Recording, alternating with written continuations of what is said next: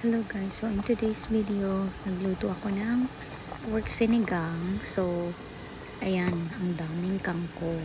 Super overload kangkong ang linagay ko dyan. Ang hirap hanapin yan dito sa US. So, I'm glad na meron akong kangkong.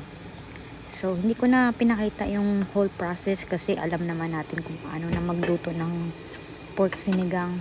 Share ko lang sa inyo yung kinalabasan ng aking sinigang. So ito yung ulam namin for today. It's perfect for the weather kasi medyo malamig, about like 70 degrees lang today.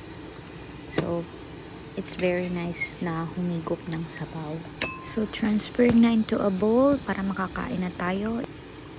Ayan, kakaibang sinigang kasi linagyan ko siya ng sayote, linagyan ko ng patatas at asparagus kasi yun lang naman yung meron ako sa rep. So kain na tayo guys. Thanks for watching. Have a nice day.